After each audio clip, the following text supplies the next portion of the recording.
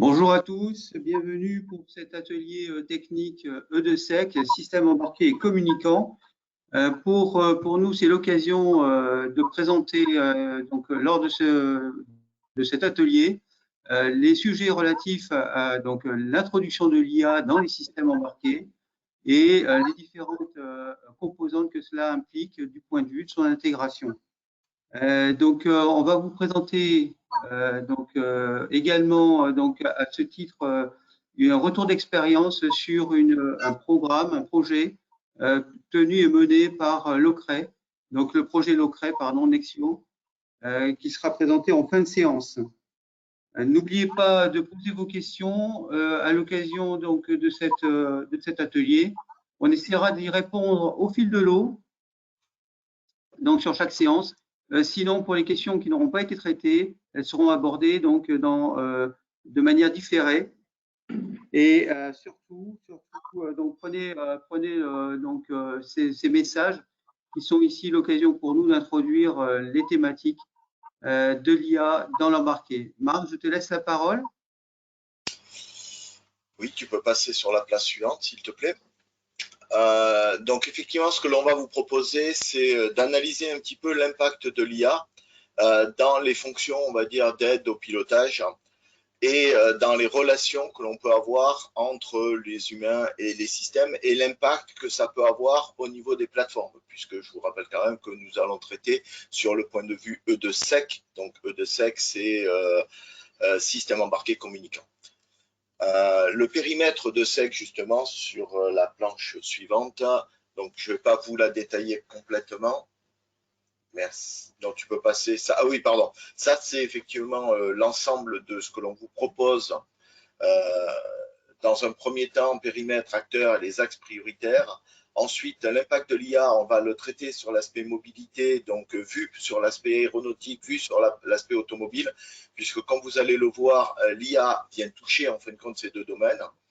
Quand on parle en fin de compte d'IA, on va parler d'un triptyque qui va être cybersécurité, IA et connectivité, d'où la cybersécurité. Et on va parler effectivement, quand on parle d'IA, de collaboration. On reviendra ensuite sur un projet qui a été mené et qui est une success story et donc qui va être présenté par Nexio.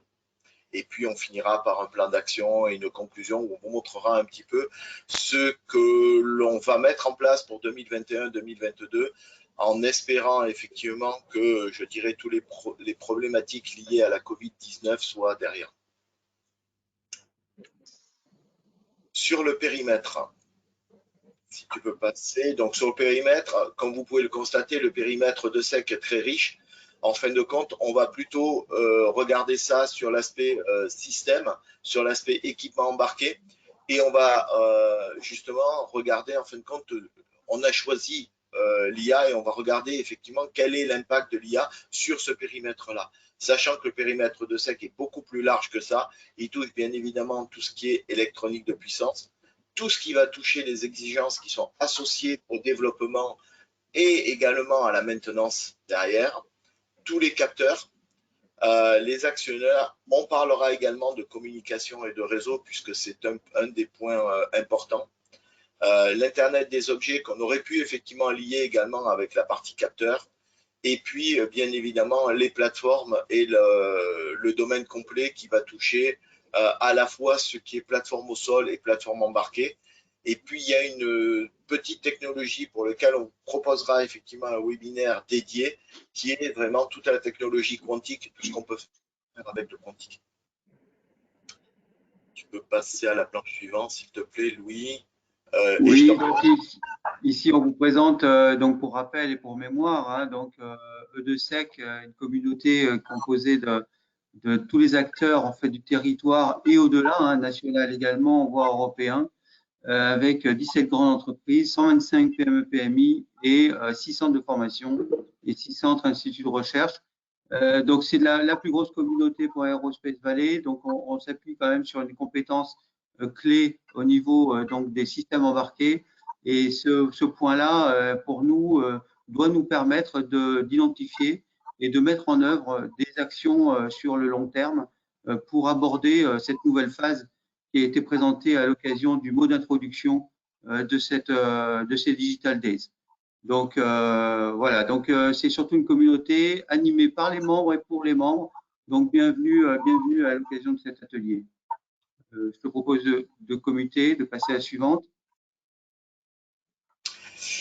Donc, quand on regarde De Sec et quand on regarde les enjeux qui sont devant nous aujourd'hui, on a, je dirais, résumé, et c'est un bien grand mot, résumé ces enjeux autour de trois grandes thématiques.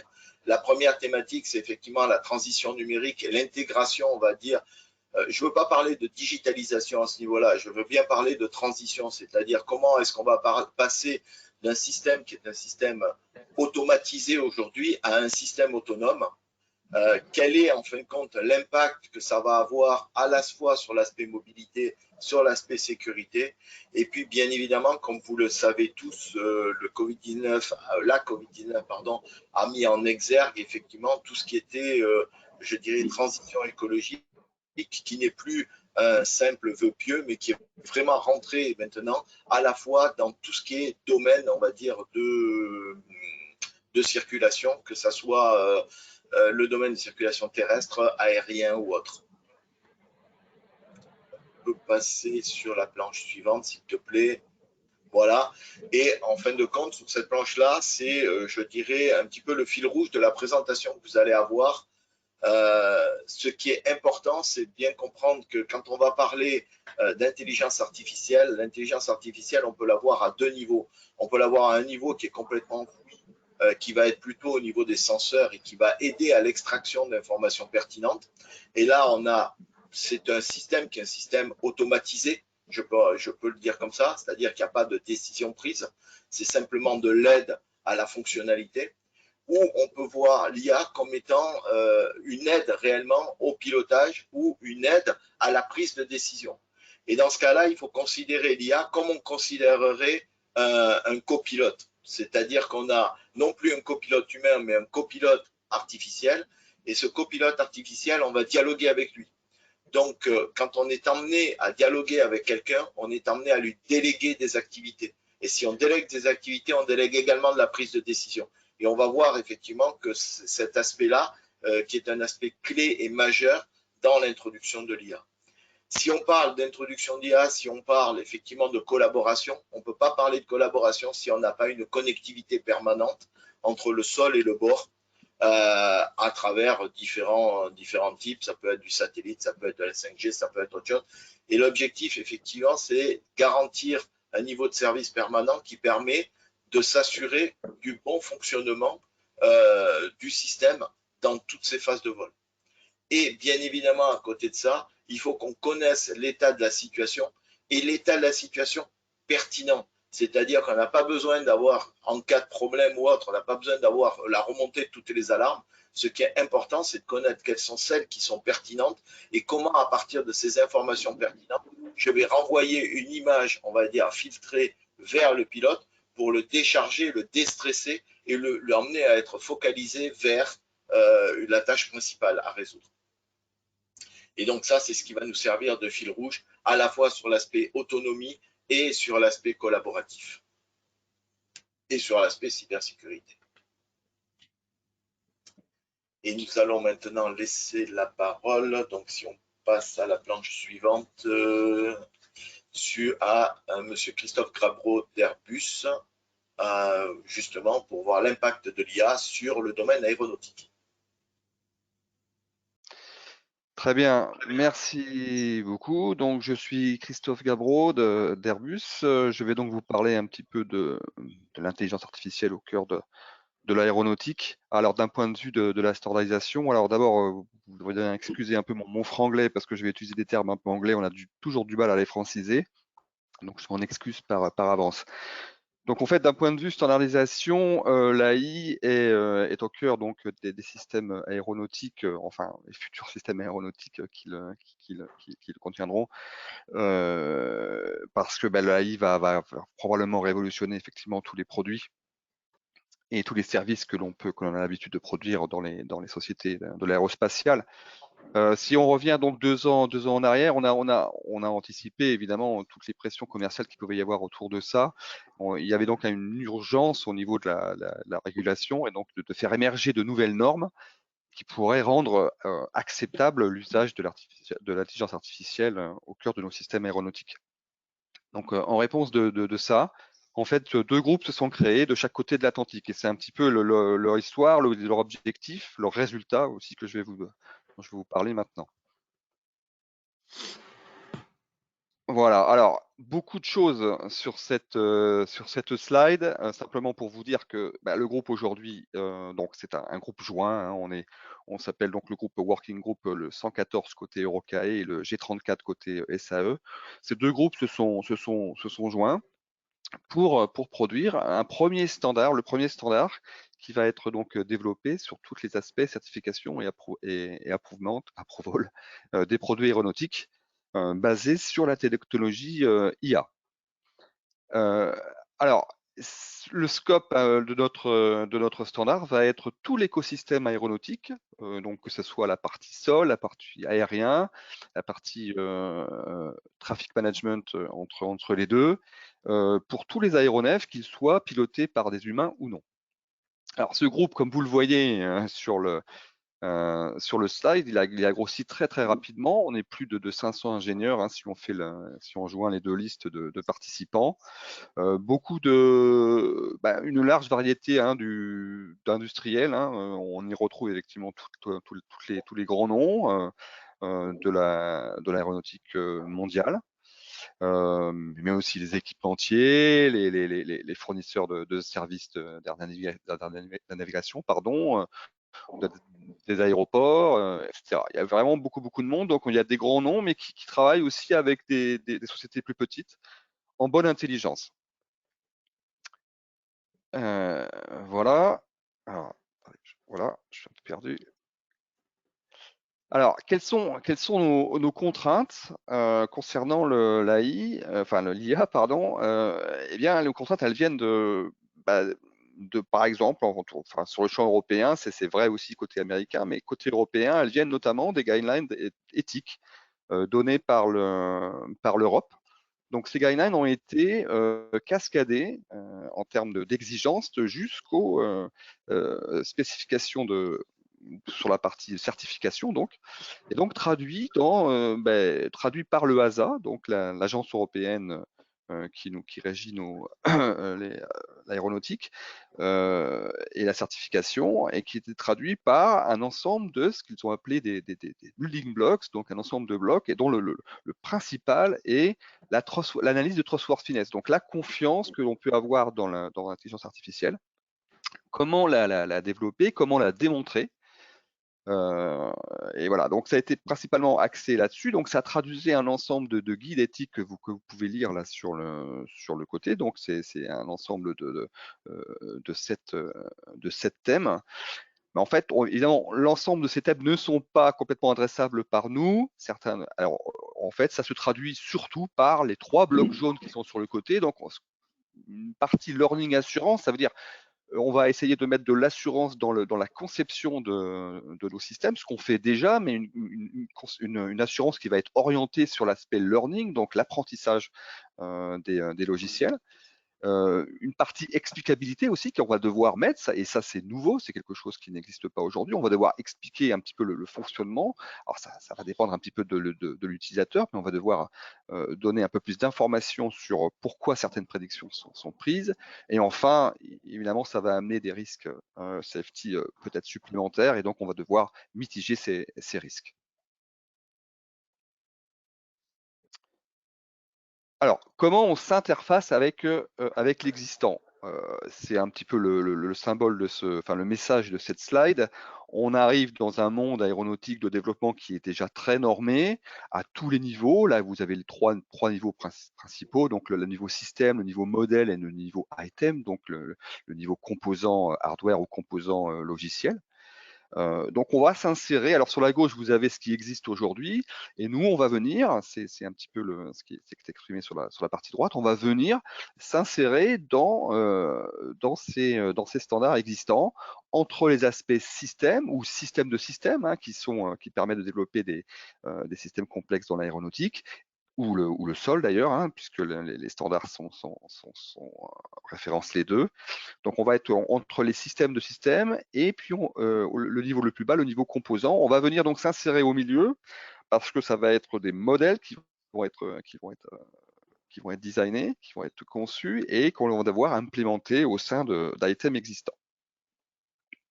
Si on rentre un petit peu plus dans le détail, et ça c'est quelque chose qui est en travaux au sein des groupes de travail, donc c'est vraiment quelque chose, il faut pas prendre ça pour acquis, hein, c'est vraiment, je le partage avec vous parce que c'est pour vous montrer un petit peu où l'on se trouve dans le design et la conception des systèmes.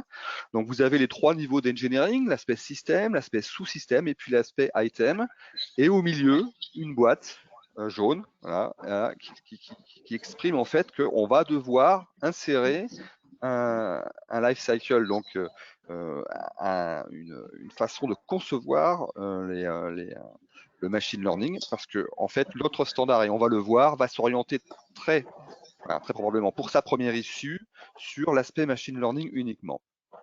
Voilà, je ne vais pas rentrer plus dans le détail, je ne pense pas que ce soit le lieu ici, mais c'est pour vous montrer où l'on peut s'insérer dans l'existant.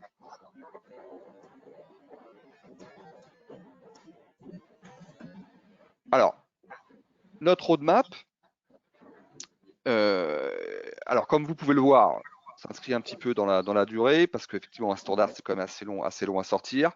2020 a été donc l'année où on a vraiment posé le problème, c'est ce qu'on appelait le statement of concern. On a essayé d'aligner toute l'industrie autour des problèmes associés à l'AI et l'AI dans l'écosystème aéronautique. On a en 2021, là, on vient juste de sortir la première release, la première version, la version d'un document qui s'appelle le Statement of Concern. On va également sortir d'autres documents, comme un document sur la taxonomie ou aussi les cas d'utilisation que l'on va utiliser.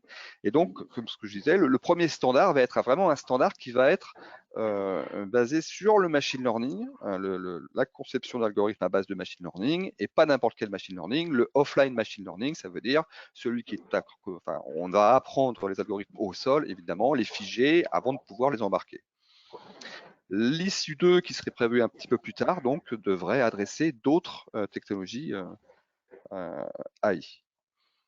En parallèle, et c'est ce que j'ai mis sur le bas, en parallèle, vous avez la roadmap de l'EASA, donc de l'Agence européenne, qui, elle, est en train de sortir des guidance, donc des guides d'utilisation pour plusieurs niveaux d'AI.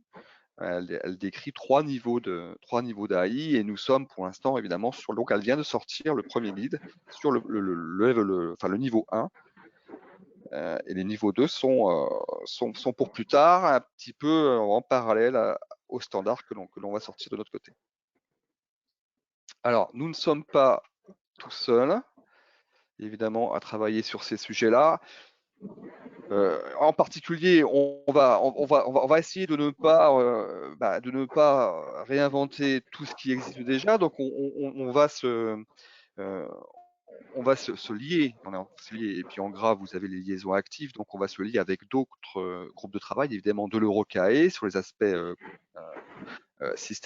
développement des systèmes et de la safety, aussi sur l'aspect cybersécurité également, qui est très très important, mais on va venir essayer de travailler avec eux sur ces sujets-là. Et puis vous en avez d'autres effectivement sur tout ce qui est UAS, VTOL, et puis les domaines software. Alors on n'est pas que sur les working groups EuroCAE, évidemment avec ceux du SAE, mais qui sont l'équivalent de ceux que je viens de vous citer. Et puis d'autres aspects aussi, la VSI, qui est un groupe de travail côté américain, les experts chez Eurocontrol, évidemment les normes ISO et IEC, et notamment le SC42 qui travaille sur la normalisation de l'intelligence artificielle, mais là sur des domaines très très larges. Et puis des projets de recherche. Alors le projet Anity évidemment dont je fais partie, et puis maintenant l'aspect confiance d'OTI qui vient d'un consortium français aussi qui va travailler sur l'AI et sur l'AI de confiance. Voilà, j'espère pas avoir été trop long et je vais m'arrêter là. Si vous avez des questions, je suis prêt à vous répondre.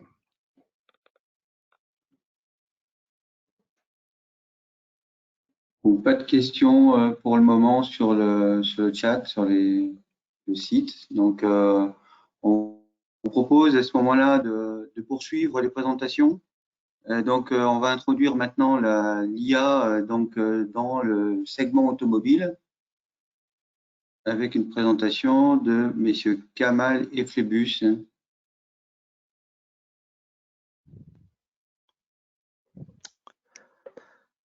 Ok, bonjour à toutes et à tous, Thierry Kamal. Donc je suis responsable du logiciel dans le groupe Renault et je suis basé entre Toulouse et Paris puisqu'on a des sites à Toulouse et à Sophia Antipolis et sur le Technocentre à Guyancourt. Voilà. En ce qui me concerne, Olivier, si tu veux te présenter. Oui, donc bonjour tout le monde. Moi, je suis chez Continental, dans la filiale Continental Digital Services. Et je m'occupe d'une communauté data chez Continental et également à la SIA, la Société des ingénieurs de l'automobile. Je suis le président de la communauté d'experts sur l'intelligence artificielle et le big data dans la filière auto. Voilà, je crois que c'est toi qui as la main, Olivier, pour dérouler. Oui. Je crois que c'est toi qui commence. Et c'est moi qui commence d'ailleurs par Voilà. une petite introduction qui est à propos du paysage de l'IA dans la filière automobile. Alors, on a un thème aujourd'hui qui est très lié aux systèmes qui sont un petit peu en haut, en bleu, et aux hommes qui sont en vert, en bas. Donc, j'ai essayé de trouver un paysage pour vous dire que aujourd'hui, l'intelligence artificielle, elle est et elle sera longtemps au cœur de beaucoup d'applications, donc qui vont des choses très spécifiques dans des composants sur la gauche, avec notamment de la simulation, de la validation, et qui vont effectivement, qui progressent, qui deviennent des systèmes, qui ensuite deviennent des véhicules. L'intelligence artificielle est aussi beaucoup utilisée dans tout ce qui va être comportement des flottes de véhicules. Et on voit également à l'extrême droite des choses qui sont plus de la domaine des collaborations interdomaines. Et notamment, ça a déjà été cité, mais c'est un des sujets majeurs aujourd'hui dans la filière, la réduction des émissions de CO2 par exemple. Donc l'IA intervient sur ça, sur tout ça. Et aujourd'hui, pour gagner un petit peu du temps, on a prévu de vous présenter les usages emblématiques de l'IA dans la filière automobile, à savoir le véhicule autonome et les aides à la conduite. Et Thierry, c'est à toi.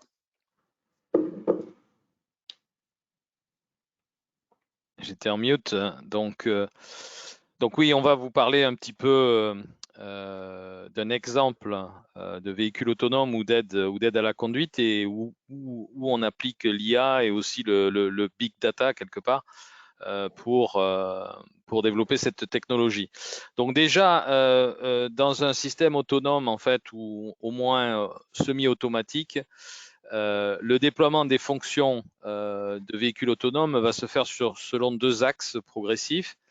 L'expansion sur le premier axe, l'expansion de la situation de conduite, donc à savoir est-ce qu'on est sur une ligne, une single lane, je vais parler aussi franglais, excusez-moi, monolane, multilane ou en situation vraiment centre-ville, etc., des situations compliquées. Donc ça c'est l'axe des X sur l'expansion de la scène et sur l'expansion de la délégation, l'axe des Y, en fait, qui va progressivement déléguer à la voiture en fait l'autonomie ou la semi-autonomie à la voiture. Donc les premiers niveaux de délégation vont devoir assurer la safety en fait dans la voiture. Donc aujourd'hui après tout le tapage qu'on a fait sur la voiture autonome, on s'aperçoit que le véhicule en fait est toujours dans cette partie safety benefit ici là qui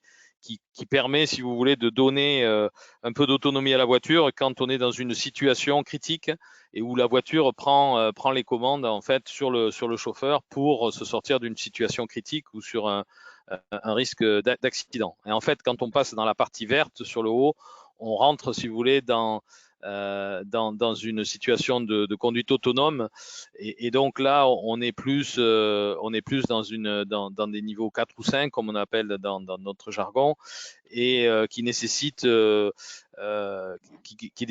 expérience de conduite et des technologies en disruption par rapport à aujourd'hui et c'est là que on prend l'AI, l'intelligence artificielle, le big data comme technologie de pointe pour arriver à développer ces véhicules. Même dans la partie intermédiaire où la voiture prend déjà le contrôle sur le chauffeur, on commence à utiliser des technologies AI et big data.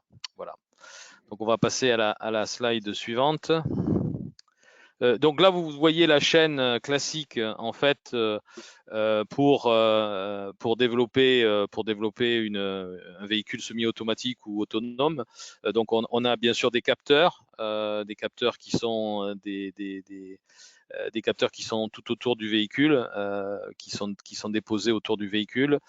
Ensuite, vous avez la partie cognitive, donc qui est la partie reconstruction aussi de la scène en fait dans laquelle on se trouve, la scène électronique. Ensuite, il y a la partie décision et la partie actuation, bien sûr, où on agit sur le véhicule.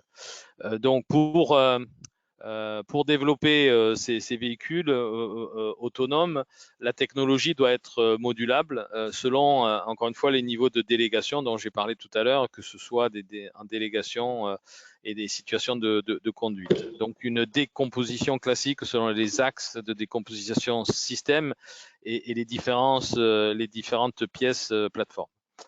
Donc, pour passer à une délégation de plus en plus poussée, vous voyez l'apparition les besoins en intelligence artificielle. Donc, au niveau de la perception, déjà, il y a une augmentation progressive du nombre de capteurs. Donc, on en arrive aujourd'hui sur des véhicules haut de gamme à 3 ceintures de capteurs. Ensuite, on doit augmenter la capacité de localisation, qu'elle soit de plus en plus sûre au travers de HD Map. Voire de maps spécifiques pour les villes. Et ensuite, entre en jeu toute la partie fusion et la partie intelligence artificielle qui devient incontournable pour analyser la situation cognitive, je dirais, et ensuite pour comprendre la situation dans laquelle on se trouve, et enfin pour la prise de décision. Donc l'intelligence artificielle rentre au centre de la technologie. Ensuite, côté safety, on doit montrer progressivement sa capacité à tenir les objectifs sur les scénarios les plus compliqués et les impacts sur la redondance des actuateurs et des capteurs et de la surveillance du conducteur. Voilà. Et enfin, j'ai parlé aussi de big data. On a besoin de big data pour valider le comportement du véhicule autonome dans toute situation. Et là, on va faire du traitement dans le cloud en fait sur des situations simulées ou resimulées qui vont nous permettre de faire de l'apprentissage en fait sur des comportements à tenir en mode autonome. Enfin, on travaille beaucoup sur la partie software robustness. Ça, c'est clé parce qu'il faut passer sur des niveaux de safety extrêmement importants de type ASIL-D dans notre jargon automobile. Voilà. Prochaine slide. Donc ça, c'est pour vous dire un petit peu comment ça fonctionne. Donc on a la fameuse ceinture de capteurs. Donc vous avez différents types de capteurs qui permettent de faire la partie sensing, donc des capteurs à 4 mètres, à 80 mètres, à 200 mètres, ce qui est extrêmement important. Et puis demain, on a le V2X qui nous permettra d'obtenir des informations sur les véhicules qui nous précèdent. Donc, je ne vais pas trop m'étaler là-dessus, ça c'est un petit peu la partie techno. Slide suivante. Là, c'est moi qui prends la main. Passe la main, c'est toi qui prends la main. Oui. J'ai voulu juste illustrer ici un petit peu plus dans le détail un exemple de ce que l'on fait en IA pour la détection et la localisation dans la scène des objets. Donc ici, c'est quelque chose d'assez classique. Il y a des choses un petit peu plus évoluées qui sont utilisées également, de segmentation sémantique. On voit des exemples ici, et donc pixel par pixel dans l'image, on arrive à reconnaître avec l'IA qu'est-ce qui est un véhicule, qu'est-ce qui est la route, qu'est-ce qui sont des cyclistes, leur vélo, etc. Et un des points importants que je voulais mentionner dans les impacts de l'IA, qui est le sujet du jour, c'est le rôle de la data, parce que pour arriver à faire fonctionner, là on voit un usage quelque part et on voit que ça fonctionne bien, c'est quand même des résultats qui sont très bons. Pour arriver à faire fonctionner ces IA, tout se passe dans les données, ou beaucoup de choses se passent dans les données, et parce que l'algorithme d'apprentissage, il quelque part se base sur des données qui ont été annotées à la main. Et on voit ici, typiquement, c'est un exemple de dataset qui a été utilisé pour créer un modèle qui permet de faire cette segmentation sémantique. Les caractéristiques, la diversité, comme c'est mentionné ici, la définition des classes, tout ça effectivement essentiel et quelque part plus essentiel encore que les algorithmes d'IA. Je vois qu'on partage un petit peu nos références XKCD et il y a très juste ce schéma quelque part sur la droite. Dans les caractéristiques essentielles du machine learning que je voulais expliquer aujourd'hui, ou du moins aborder aujourd'hui, on voit qu'effectivement, ça n'est pas comme du logiciel. Il y a cette phase d'entraînement, cette phase d'apprentissage qui est clé. Les modèles sont construits à partir des données. De plus en plus, une des tendances dans l'IA est que les algorithmes d'apprentissage, je dirais, ont historiquement un petit peu pris le dessus. Maintenant, les gens se rendent de plus en plus compte que les algorithmes vont devenir des commodités et que la clé va être dans les datas qui vont servir les données pour l'apprentissage. Enfin, un mot pour dire pourquoi aussi on utilise l'IA quand même. C'est parce que dans la perception, et vous l'avez vu dans les images, j'en montrerai encore après, c'est un défi d'une combinatoire qui est quasiment infinie, les situations auxquelles le véhicule doit faire face. Et donc l'IA, on l'utilise pour ça, parce qu'on ne peut pas tout coder dans un algorithme quelque part déterministe. Qu'est-ce qui peut arriver dans une situation de conduite? Donc ça, c'est vraiment une capacité de l'IA de s'adapter et de pouvoir généraliser également dans son comportement. Donc de ce point de vue-là, l'IA est vraiment une solution intéressante pour tout ce qui est dans la perception, bien sûr, mais est utilisée également ailleurs. Une petite vue simplifiée, très simplifiée même, sur l'IA dans les systèmes embarqués. Et en particulier dans la perception, on le voit ici, l'IA, son but quelque part, ça va être de prendre de la data des capteurs, elle est embarquée dans un système et on a besoin d'une fonction autour de ça. Mais pour en arriver là, il est nécessaire et en général, effectivement, on le fait en débarqué, de faire cet apprentissage que j'ai schématisé ici. On a donc des données d'entraînement qui sont utilisées par un algorithme, bien entendu des humains ici à toutes les étapes, et ça crée le modèle que l'on va embarquer. À noter également, comme l'a dit Thierry, la connectivité est importante et donc notre modèle de machine learning peut aussi tirer parti de données qui viennent du débarqué, qui viennent de la route ou des infrastructures. Il y a quelque chose qui est primordial, qui est ce besoin de monitorer la performance du modèle, et donc il y a vraiment des boucles qu'il faut instaurer entre cet embarqué et ce débarqué ici. Juste pour illustrer une problématique d'apprentissage. On apprend avec des images. Là, je vous ai trouvé 2 images qui pourraient servir à reconnaître des piétons et des véhicules. Et la question que maintenant on se pose, c'est qu'est-ce qui se passe quand on présente un algorithme qui aurait été entraîné avec les images d'avant, les images qui sont ici, ou du jour au lendemain, les humains portent des masques. Est-ce que ce sont toujours des humains? Et donc, est-ce qu'ils sont reconnus comme des piétons? C'est un des défis. Et même problème ici avec les parapluies. Si on n'a pas pensé, dans notre cas d'entraînement, à mentionner ou à donner des exemples d'humains avec des parapluies, peut-être que là, on reconnaîtra des soucoupes volantes et pas des piétons. Thierry, je te repasse la main sur un aperçu des challenges. Oui, donc merci Olivier. Donc les challenges, de façon, je vais rester très simple. Donc les challenges sont vraiment dans toute la partie perception et fusion, donc dans la construction en fait de la représentation digitale du monde perçu. Donc là, on a des challenges avec l'IA. Dans la compréhension, l'interprétation en fait de ce monde perçu, l'IA rentre en jeu, comme l'a expliqué Olivier. Donc l'utilisation d'informations contextuelles, la partie uncertainty management et concurrent scénario, l'évaluation du risque. Et enfin, dans la décision, c'est-à-dire dans ce qu'on appelle le motion control, donc dans la décision qu'on va prendre sur le motion planning, c'est-à-dire est-ce qu'on va éviter une collision, quelle direction on va prendre. Donc là, l'IA aussi rentre en jeu avec beaucoup d'apprentissage. Et enfin, toute la partie, je disais, data dont parlait Olivier, donc qui se retrouvent off-board et qui vont être absolument nécessaires pour anticiper donc avec du machine learning knowledge, donc à partir de data resimulée, de data de resimulation. Donc, vous voyez, les challenges sont dans ces quatre grands chapitres. Voilà ce que je voulais vous dire. Je te repasse la main. Ok. Juste maintenant, donc l'IA a des bénéfices qui sont établis pour faire ce que l'on a dit. Maintenant, on passe un petit peu sur un des problèmes et sur les défis. Alors, très illustré, mais ici, il y a deux choses c'est ce niveau de confiance. Ce niveau de confiance, c'est ce que vous voyez ici. Ici, notre algorithme, il a dit, bon, ça, c'est peut-être un feu rouge, mais à 0,37, donc sur 1, donc il n'est pas vraiment sûr, d'ailleurs, sur le fond. Donc, ce niveau de confiance pose problème aux gens qui vont exploiter ça, parce que ça n'est plus binaire, déterministe, 0 ou 1, vrai ou faux.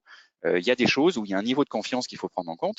Et enfin, il y a toujours des erreurs, et je pense qu'il y en aura toujours des erreurs. Ici, vous avez des cas assez classiques. Le reflet d'une voiture, est-ce que c'est une voiture? Ben non, mais là, on en voit quand même une.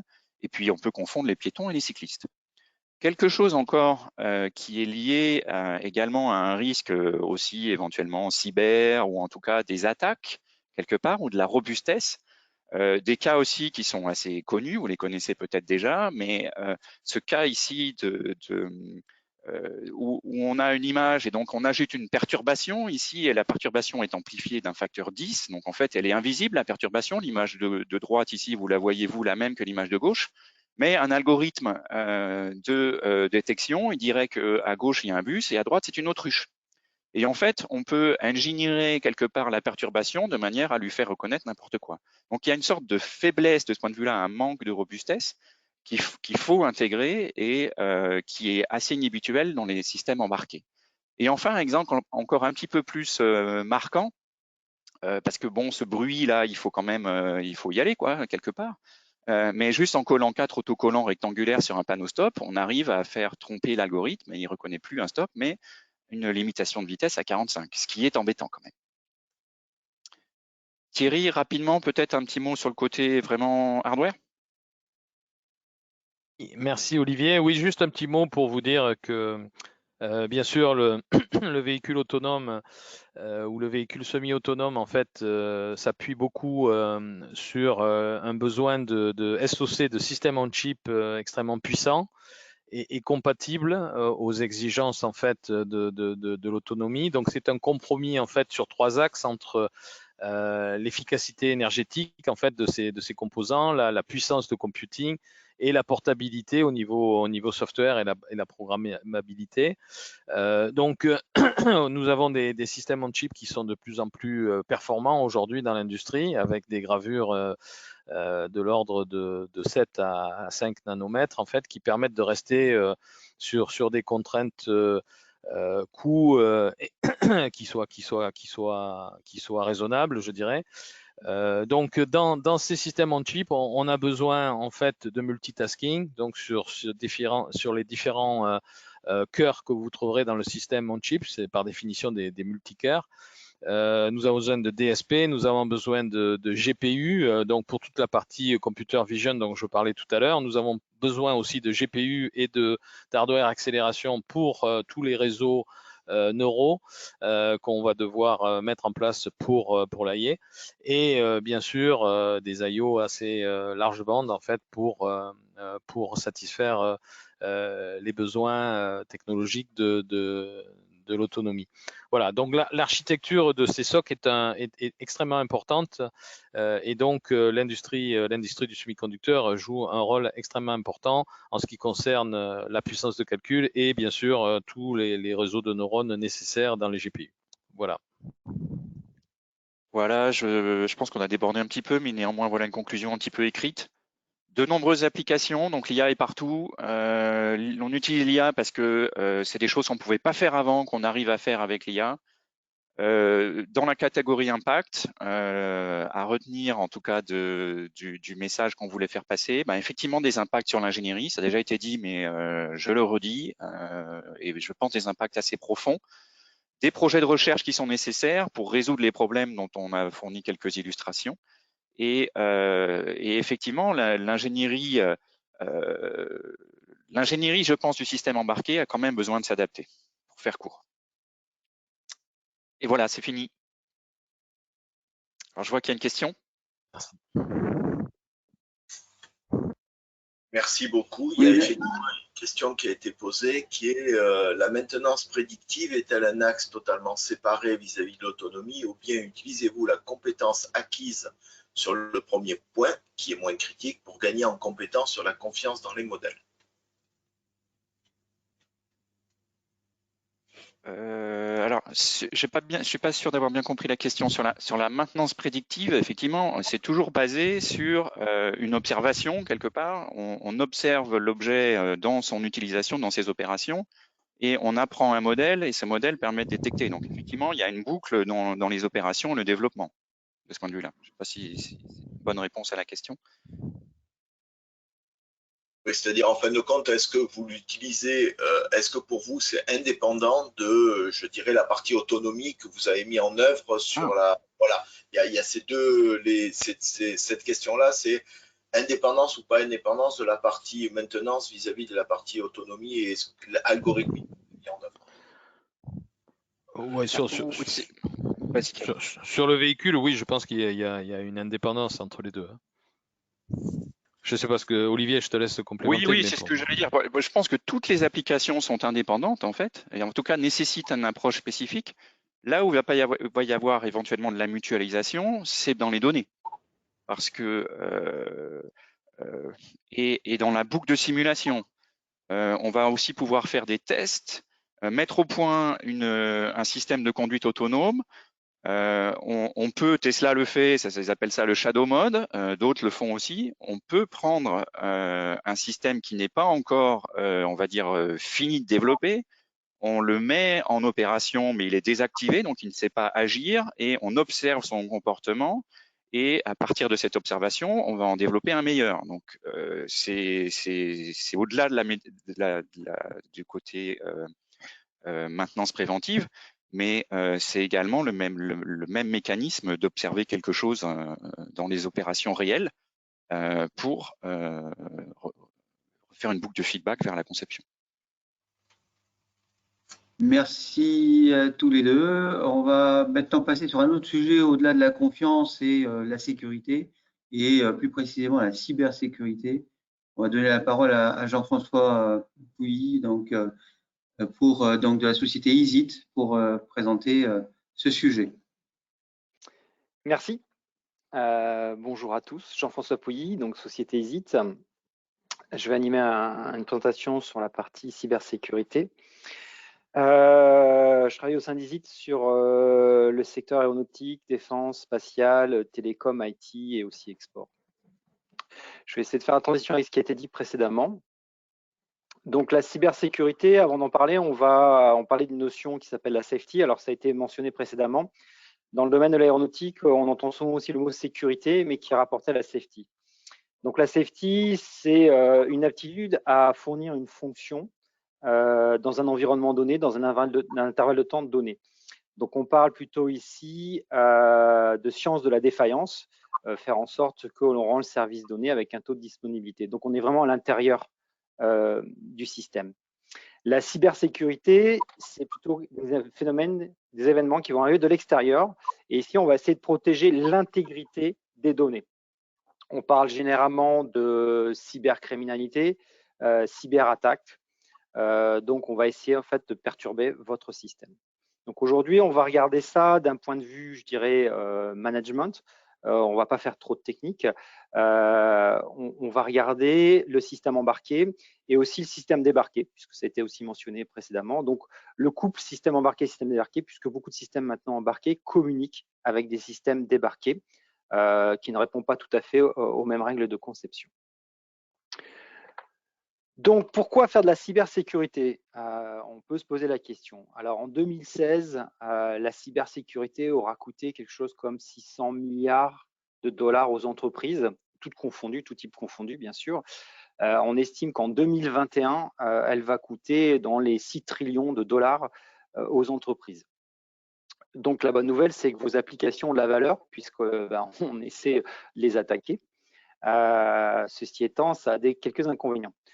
Si on ne fait rien, eh bien, vous pouvez craindre une perte d'image de votre société. C'est arrivé à une société aux États-Unis, donc je vais taire le nom, mais elle s'est fait attaquer via ces objets IoT. Ils ont pénétré le système d'information, ils ont dégradé l'ensemble du système par des dénis de service. La société a perdu des parts de marché, ce sont ses concurrents qui les ont pris, et du coup, il y a eu une perte d'exploitation derrière.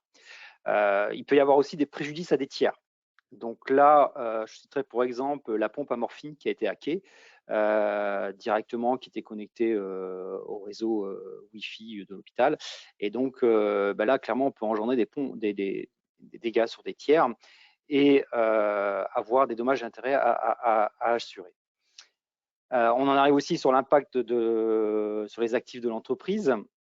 Donc, évidemment, si on commence à dégrader vos actifs, ça va poser des problèmes. Typiquement, il y a une très bonne marque de voiture 4x4 qui a été hackée via un calculateur et les hackers, deux bons experts, ont pu prendre le contrôle sur le véhicule, le système de freinage, en fait l'ensemble des systèmes critiques du véhicule. Ce qui nous amène à un point assez important, c'est avez-vous une assurance en tant que dirigeant, manager? Est-ce que votre assurance vous couvre sur la cybersécurité? On voit bien qu'aujourd'hui, le monde des assureurs bouge. Ils ont déjà établi un certain nombre de choses. Il y a 3 mouvements dans ces assurances. Il y a effectivement la gestion de crise, il y a la remise en état, et puis il va y avoir le dédommagement. Ceci étant, si vous avez regardé récemment, AXA maintenant refuse de payer les ransomware, il ne les assure plus, tout simplement. Certaines assurances vous demandent d'avoir un plan de continuité ou un plan de reprise d'activité pour pouvoir vous garantir sur la cybersécurité. C'est donc un point aussi à regarder d'un point de vue, je dirais, financier au sein de vos entreprises. Et puis, on voit bien que les autorités normatives bougent sur le sujet. On voit apparaître en fait des normes donc dans l'aéronautique, la DO 326 par exemple, dans le médical et dans d'autres secteurs, on voit apparaître effectivement des normes liées à la cybersécurité, typiquement aussi sur la robotique, puisque les robots ont des actions de plus en plus importantes dans notre monde. On sait que dans peu de temps, 50% de l'activité sera réalisée par des robots, qui sont aussi composés de systèmes embarqués. Donc, on va revenir un peu sur le système embarqué. Alors, la présentation précédente était très intéressante puisqu'on a vu quand même un système embarqué composé de différents éléments, donc un SOC. Donc, on voit bien qu'il y a un co-design qui se fait entre le logiciel et le hardware. Donc, les deux sont étroitement liés dans la réalisation de la fonction. On est sur un système embarqué qui communique avec un système débarqué. Le système embarqué, lui, il est contraint. On est limité dès le départ. On n'a pas la possibilité de rajouter de la capacité mémoire, par exemple, après son déploiement. On ne peut pas du jour au lendemain décider de dire je vais mettre un antivirus. On n'a pas cette souplesse que peut avoir un système d'information au sol. Donc, dès le départ, on est contraint, sans compter qu'il va communiquer d'une certaine façon. Donc, c'est défini. On ne va pas pouvoir le changer par la suite. Et il peut rester aussi des moyens de communication qui sont liés au debug de vos systèmes. Donc, tout ça reste en place et est mis en place dès le départ. Donc, il y a une très forte synergie entre le hardware et le software. Vous avez aussi, pour le logiciel, une chaîne de fabrication. À partir de là, vous allez travailler avec des OS, voire même des hyperviseurs maintenant, puisque vous avez affaire à du multicœur. Donc, on va être intéressé par les OS. Donc, à ce niveau-là, il faudra aussi se renseigner sur la capacité de vos OS ou de vos hyperviseurs à résister à de la cybersécurité, à résister à des cyberattaques. Vous avez des librairies que vous utilisez, voire pour les systèmes débarqués, de l'open source. Donc, des choses qui viennent de tiers sur lesquelles vous devez avoir un certain niveau de confiance en termes de cybersécurité. Et on n'oubliera pas non plus le compilateur, on a tendance à l'oublier, mais votre compilateur, c'est un transformateur, il transforme votre code en binaire.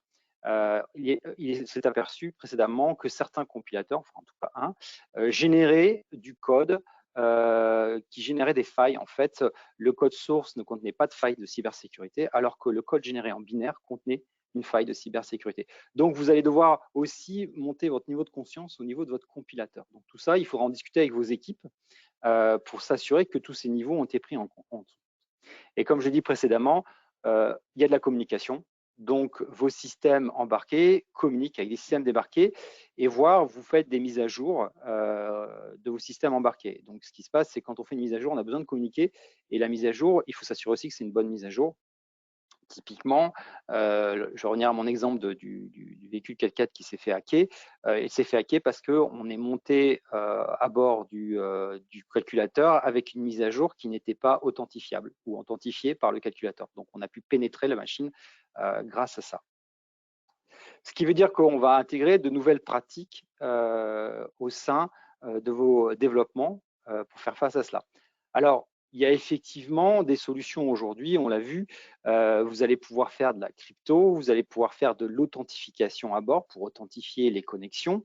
Vous allez aussi pouvoir reporter un certain nombre de fonctions sur le hardware. Vous ferez attention à choisir des hardwares qui contiennent sûrement des primitives déjà de cybersécurité pour vous protéger d'un certain nombre de choses.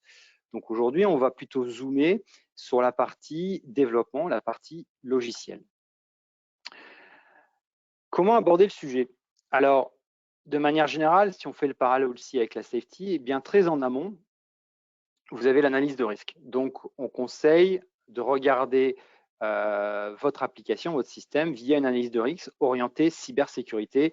Là, un petit cocorico. EBIOS est une bonne méthode. En plus, elle est française.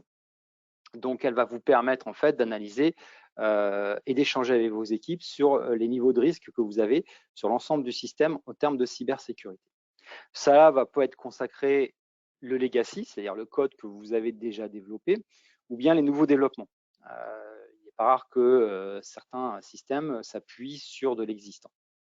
À partir de là, vous intégrez au plus tôt dans votre cycle un design qui va se rapprocher des contraintes de cybersécurité que vous avez. Ce qui veut dire que de votre analyse de risque, vous allez en découler des exigences et ces exigences, il faudra les tracer au niveau du design et de commencer au plus tôt dans votre design.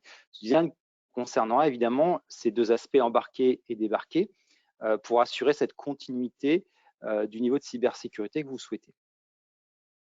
Donc, on va rentrer dans le développement de l'application. Ici, on conseille effectivement de faire ce qu'on appelle une technologie qui s'appelle le shift left, c'est-à-dire au plus tôt d'analyser ce qui est développé. Alors, on parle d'analyse statique avancée aujourd'hui. Il y a plusieurs outils qui existent. Je peux en citer un qui s'appelle CodeSonar, un autre qui s'appelle White Source, qui travaille sur deux choses différentes.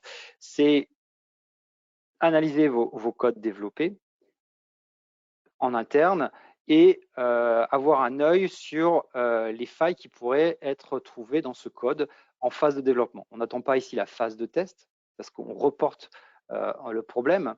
Il faut savoir par exemple qu'une faille de cybersécurité déployée va vous coûter 95 fois le coût que la correction vous aurait coûté très en amont dans le cycle. Donc le but, c'est avec cette analyse statique de code de pouvoir aider vos développeurs à améliorer la qualité en cybersécurité de votre code. Ça permettra d'identifier au plus tôt les problèmes et de les corriger très tôt. Évidemment, quand vous utilisez surtout dans le parti débarqué des logiciels tiers de type open source, par exemple, qui vous permettent d'être time to market, qui vous permettent d'accélérer vos développements, ce qui est une bonne chose, c'est un bon apport, mais cet apport peut avoir des conséquences sur la cybersécurité. L'idée là est d'analyser ces open source, d'en faire un inventaire et de surveiller les vulnérabilités de ces open source. Elles sont identifiées au sein de la base NVD, qui est une base qui existe depuis 2005 et qui contient l'ensemble des vulnérabilités des open source et elle est régulièrement mise à jour. Donc, vous avez un outil qui va vous permettre de faire de la veille et de vous alerter. Donc, ça vous minimise les efforts finalement de surveillance sur de nouvelles vulnérabilités potentielles. Donc, à vous de voir après comment vous faites les corrections. On va arriver à un autre point, c'est que vous avez de l'existant, peut-être pas les sources, vous avez du binaire, ou bien vous avez affaire à une livraison en binaire et vous voulez avoir accès à ce binaire, non pas pour l'analyser, dans le décortiquer, mais au moins pour avoir une idée sur le niveau de confiance que vous pouvez avoir. Donc, il existe des analyses qui travaillent directement sur le binaire, qui permettent de voir si déjà, vous avez de l'open source dans ces binaires. Récemment, on a eu affaire à ce cas où nos clients étaient convaincus que le binaire qui leur était livré ne contenait pas d'open source. Or, ce n'était pas le cas. On a recréé une BOM, une SBOM du logiciel binaire, et on s'est aperçu que dedans, il y avait des open source et donc des vulnérabilités. Et il fallait tenir compte de ces vulnérabilités dans le logiciel qui utilisait ce binaire et donc appliquer des mécanismes de programmation défensive, tout simplement. Et en dernier lieu, vous avez ce qu'on appelle les tests. Alors pour la cybersécurité, on va parler de pen test, donc de tests de pénétration, qui vont être faits par des êtres humains généralement, ou bien aussi de l'intelligence artificielle. Donc là, on va pouvoir combiner un ensemble de best practices qui vont vous permettre d'augmenter votre niveau de confiance au niveau de vos logiciels. Ce qui va vous permettre d'avoir à l'arrivée un état que vous pouvez d'ailleurs, si vous êtes fournisseur d'autres sociétés, fournir cette information de manière contractuelle, on peut dire.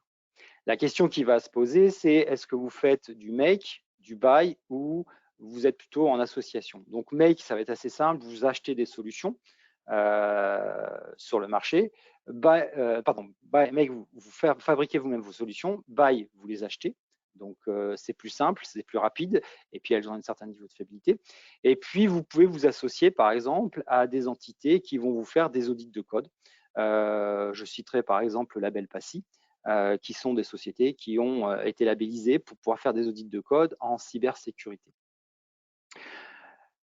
Tout ça pour votre partie développement. Je ferai une petite parenthèse sur la partie intelligence artificielle aussi pour faire écho à ce qui a été dit précédemment. L'intelligence artificielle rentre aussi dans la boucle maintenant dans la partie cybersécurité. Vous pouvez, alors c'est surtout du machine learning comme on l'a dit précédemment, mais vous pouvez l'utiliser pour faire de la détection de comportements déviants dans un système embarqué. Ça nécessite effectivement un peu de puissance de calcul. Alors, on voit qu'aujourd'hui, de toute façon, on est sur des bases SOC avec du GPU embarqué, ce qui apporte de la puissance de calcul à vos systèmes embarqués. Donc, vous pouvez utiliser cette puissance de calcul pour héberger un certain nombre de traitements et aussi faire de l'entraînement au sol avant de l'embarquer dans votre système. Donc, on voit bien que tout ça sont des technologies qui se relient entre elles. Si on devait faire une conclusion, je pense qu'il y a une très très forte synergie qui s'opère aujourd'hui et au point de vue, je dirais, ISIT, on n'imagine pas un système qui doit répondre à des niveaux de sûreté de fonctionnement sans cybersécurité. On voit bien que si vous hackez le système, si je prends le cas du véhicule 4x4, vous hackez un système qui est normalement safe, mais à partir du moment où vous l'avez hacké, vous l'avez modifié, ce système ne fournit plus le niveau de sûreté de fonctionnement initial. Vous avez donc besoin de fortifier l'accès à votre système embarqué, je dirais presque comme on fortifiait les cités médiévales dans le temps pour que la ville fonctionne correctement et que la forteresse puisse être défendue. Donc du coup, je dirais un peu ce terme-là, c'est de la Cyber Certifiable Insight, c'est-à-dire que votre système va répondre à deux niveaux d'exigence, les niveaux d'exigence cybersécurité et les niveaux d'exigence de sûreté de fonctionnement conjointement. Voilà, ça a été assez synthétique. Le but était de vous donner des points d'accroche pour discuter de cybersécurité avec vos équipes. Si vous avez des questions, s'il reste du temps, on peut aborder quelques questions.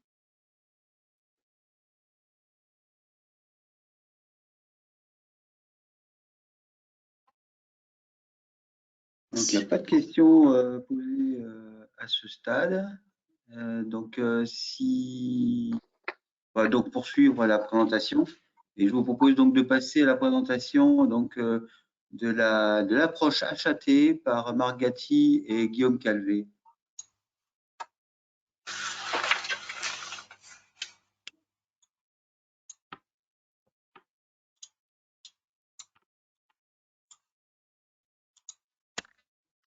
C'est en plein écran, oui.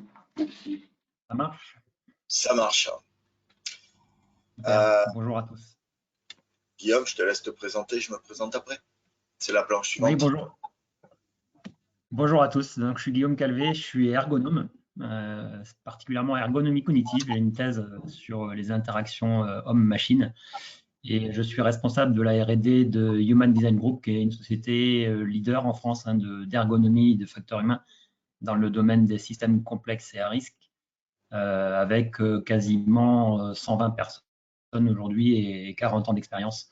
Anciennement Bertin Ergonomie, pour ceux qui connaissaient peut-être. Voilà. Et Margati, moi je suis directeur du département qui s'appelle Relations Humains-Systèmes, qui couvre à la fois le domaine avionique civil, donc qu'on appelle AVS, et le domaine militaire que l'on appelle DMS, et expert aéronautique et systèmes complexes. Voilà, donc on vous propose effectivement d'aborder la partie Human Autonomy Teaming ou collaboration humain-système autour des enjeux, autour un petit peu de qu'est-ce qui a changé, c'est quoi les différents paradigmes, où est-ce que l'on veut aller, et puis ensuite on fera, je dirais, une petite conclusion en vous montrant un peu ce que l'on imagine, je dirais, pouvoir proposer durant l'année sur cette thématique.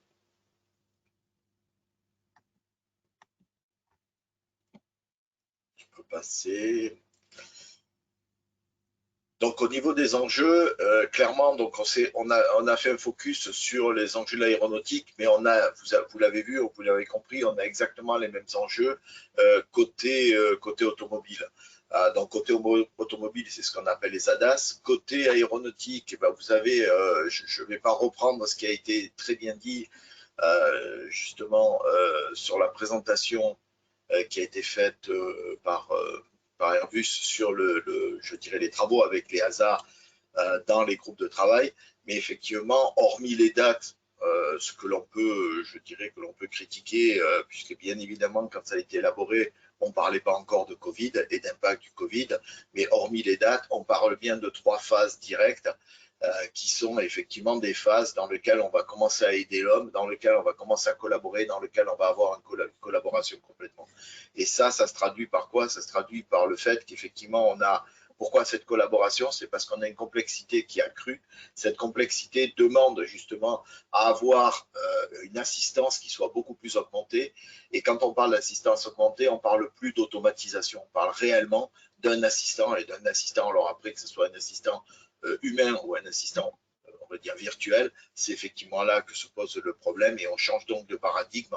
On va passer plutôt d'une interaction avec un système automatique tel qu'on l'a aujourd'hui vers une collaboration. Et ça a un impact fort.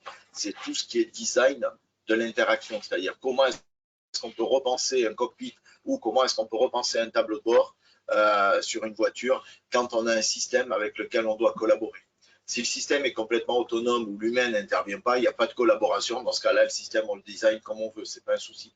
Mais quand il y a cet aspect de collaboration, c'est-à-dire entre le moment où le système est complètement autonome et, je dirais, la situation actuelle, in between, on doit déterminer la façon de collaborer. La façon, c'est absolument pas j'appuie sur un bouton ou je touche un potard ou ce que l'on fait aujourd'hui, puisqu'on doit emmener dans une collaboration un niveau de confiance. On peut passer sur la planche suivante, s'il te plaît. Voilà, et effectivement, quand vous avez juste un petit exemple, les systèmes deviennent complexes. On parle effectivement de réduction d'équipage, single pilot in crew, single pilot operation, mais en même temps, on parle effectivement d'augmentation des données sur l'aspect monitoring, sur l'aspect contexte, sur l'aspect interco. Et vous avez un petit exemple effectivement de ce qu'est une collaboration humain-système intelligent qui a été conduite par Aurora. Qui a développé un petit robot, donc qui est ni plus ni moins qu'un robot 7 axes que vous avez, qui est muni d'une caméra et qui est un système basé sur du machine learning auquel on a appris. Donc le robot s'appelle Alias. On lui a appris comme on a appris à un pilote à piloter. Donc il connaît les manuels, il connaît les procédures, il connaît les instruments. Et en fin de compte, ce petit robot a posé un 737, alors en simulation bien sûr, sans, je dirais, sans aléas, sans turbulence, sans rien, mais il a effectué tout le parcours et tout le process comme l'aurait fait, on va dire, un copilote.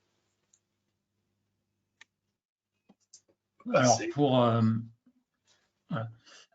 d'où vient-on? En fait, c'est vrai que tous ces sujets dont on vient de parler, hein, d'ailleurs, y compris dans les présentations de Thierry et d'Olivier, et de Airbus, on voit bien que ces sujets-là ne sont pas nouveaux.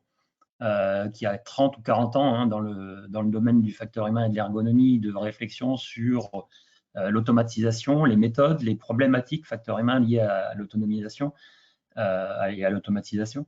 Et que derrière, il y a des tonnes de littérature, de guidelines pour aider à concevoir des systèmes plus autonomes, donc avec des niveaux qui sont progressivement, comme l'a dit Marc, hein, d'un niveau de commande et de contrôle, on va dire, jusqu'à un niveau de délégation totale. Et on voit là, par exemple, sur la slide, des choses qui ont déjà été très dimensionnantes pour faire de la conception. Par exemple, sur les problématiques de facteurs humains liées à l'automatisation, on aura, la question qu'on se pose, c'est est-ce qu'on aura les mêmes problématiques avec des IA? Là, typiquement, on va perdre de la compétence, on va perdre on va avoir des automatisations, alors qu'on appelle maladroites, clumsy, qui vont rendre service quand il n'y en a pas besoin et embêter quand il y en a besoin. Il va créer des nouvelles erreurs liées à l'automatisation. À partir du moment où on introduit une nouvelle délégation, on résout des problèmes, mais on en crée de nouveaux. Au lieu de s'apercevoir qu'on est sur la mauvaise trajectoire au bout de 3 minutes, on s'en aperçoit quand on est à Lourdes, en Angleterre et pas en France. Donc il y a plein de nouveaux problèmes qui apparaissent avec ces nouveaux systèmes. Et donc, on se pose la question finalement de tous ces guidelines qui nous ont aidés. Et puis, il y a aussi des questions philosophiques. Hein. C'est pour ça que je donne un petit exemple de philosophie de design d'Airbus, qui date déjà de 2001, hein, un pilote et facteur humain d'Airbus, qui mettait par exemple dans sa philosophie même de conception, et on en a pas mal parlé sur les guidelines des autorités qui commencent à produire de la donnée pour nous aider à designer, il va y avoir aussi de la philosophie et des règles de conception à produire. Et typiquement, est-ce qu'on va avoir les mêmes règles que, par exemple, Airbus a écrites en 2001 sur le pilote est responsable en dernier recours pour l'opération safe de l'avion, et c'est lui qui a l'autorité finale. Donc, si on pousse le bouchon un peu loin dans cette philosophie, le pilote aurait l'autorité de crasher un avion en réalité. Donc, voilà, c'est caricatural, mais ceci dit, c'est des questions qu'il faut qu'on se pose aussi quand on va commencer à designer une relation homme-IA. Et donc, la question qu'on peut se poser derrière, c'est finalement quoi de neuf vis-à-vis de tout ce qu'on vient de dire sur l'historique, le passé, avec l'introduction de l'IA. Et donc, c'est très bien parce que les présentations précédentes ont bien défini un petit peu les nouveautés qu'il y avait avec l'IA. L'IA, c'est quelque chose qui finalement a tendance à être de moins en moins déterministe. Donc, finalement, la prédictabilité de ce qui va sortir d'un système d'IA n'est pas forcément déterministe. Donc, on est vraiment dans un système complexe.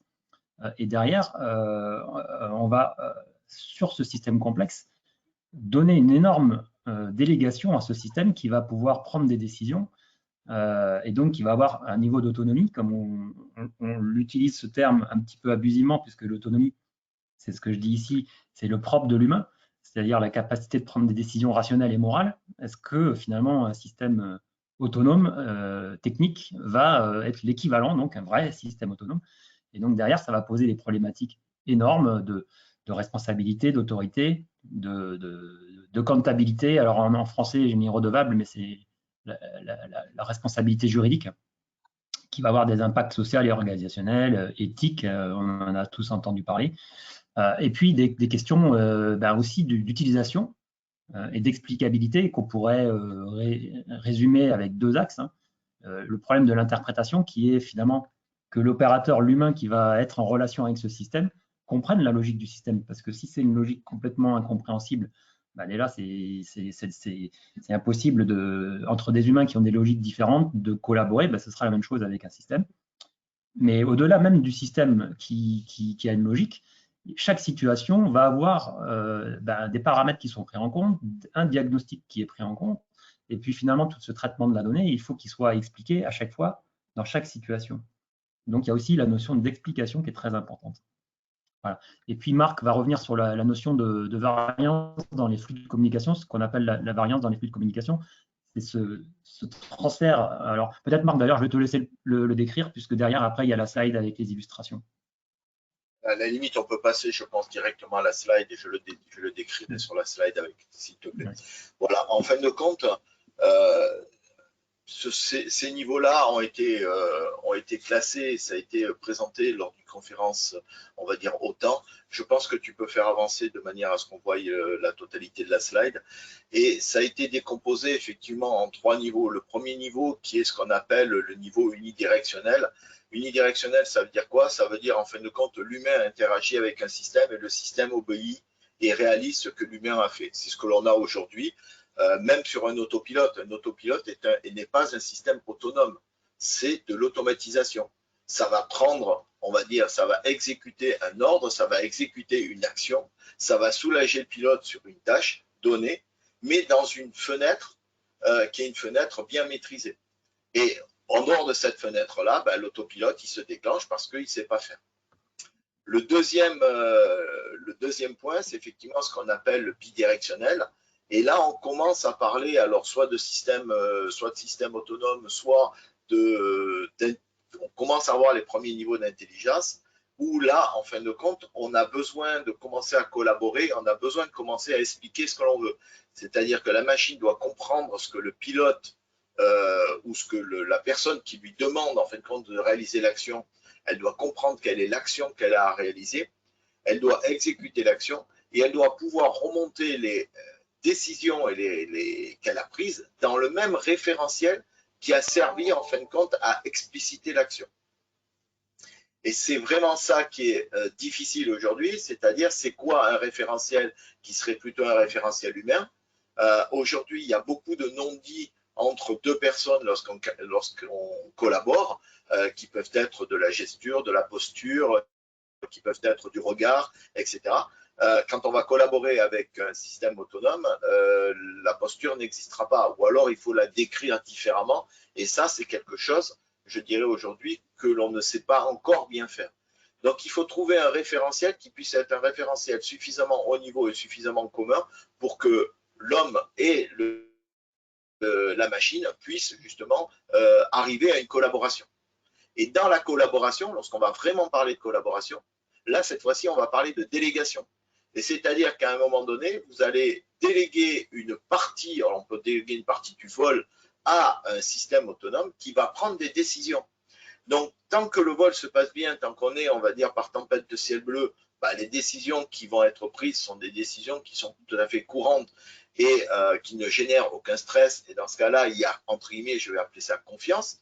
Par contre, quand on va commencer à entrer dans des niveaux de turbulence où la machine va commencer à prendre des décisions, par exemple, de déroutement pour éviter un obstacle qui peut être un cumulonimbus ou autre, là, tout de suite, il peut y avoir effectivement méfiance ou défiance du pilote restant vis-à-vis du système parce que le pilote n'aurait peut-être pas agi comme la machine l'aurait fait.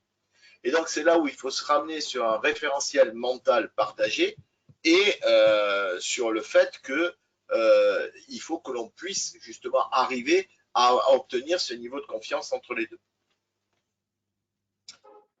On peut passer à la planche suivante. Et donc, effectivement, on va passer d'un niveau qui est un niveau interaction, où on design des interfaces, à un niveau de collaboration, où on va designer des systèmes et qui vont prendre en compte tâches, allocation et délégation. Et donc, on a effectivement les 3 niveaux, on va dire, qui sont rappelés en termes d'assistance, en termes de collaboration, ou le dernier point qui est le point système autonome. Lorsqu'on sera sur la partie système autonome, la collaboration va tomber, c'est-à-dire qu'elle sera plutôt entre sol et bord qu'entre bord et bord. Il n'y aura peut-être plus de pilote à bord à ce moment-là. Oui, et je te laisse passer sur voilà, je te laisse passer sur la prochaine.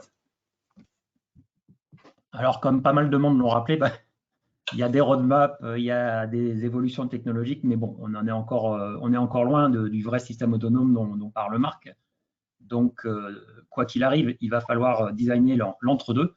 Alors, dans les systèmes complexes, on fait ça depuis très longtemps.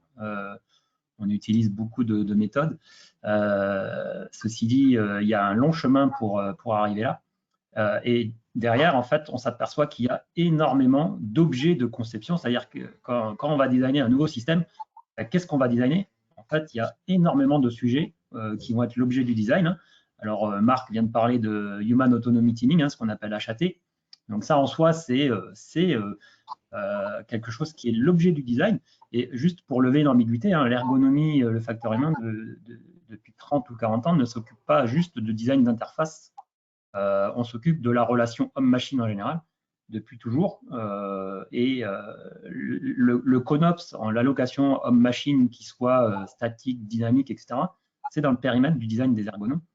Et c'est même une des premières étapes de la conception, c'est le design de l'allocation de tâches, et qui va derrière aussi regarder. On a fait des publications, par exemple, avec des collègues sur le design de l'autorité, du partage, de la responsabilité. C'est les objets de conception qui sont très importants à designer, et surtout que ça touche de la chaîne la plus micro de l'activité d'un opérateur au design d'une institution ou d'une délégation.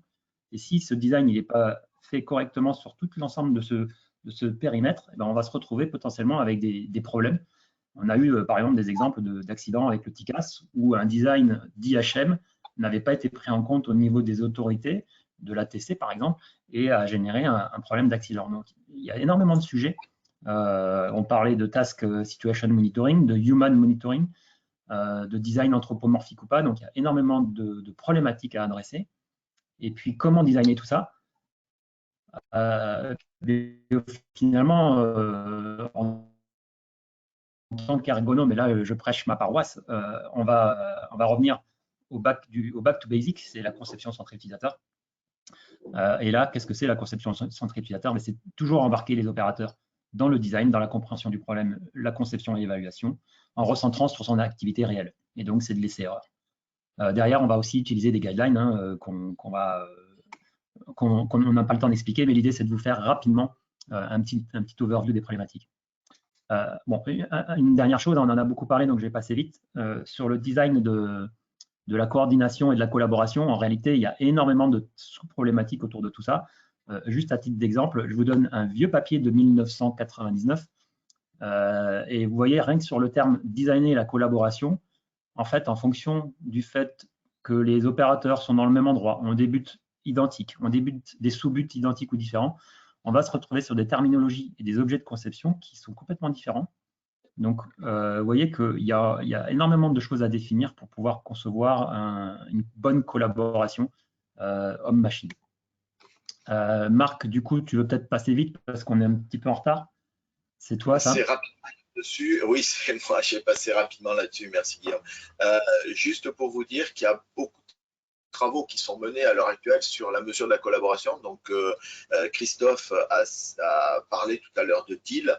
Il y a des travaux qui sont menés également dans l'IRT sur la collaboration humain-système. Et il y a des travaux qui sont menés également par la NASA entre humain, machine, et comment est-ce qu'on collabore et comment est-ce qu'on mesure en fin de compte le teaming entre les deux. Donc, vous avez un exemple. On a essayé systématiquement de vous mettre des références, justement, si vous êtes intéressé, donc de papiers qui décrivent en fin de compte un petit peu ces différentes terminologies.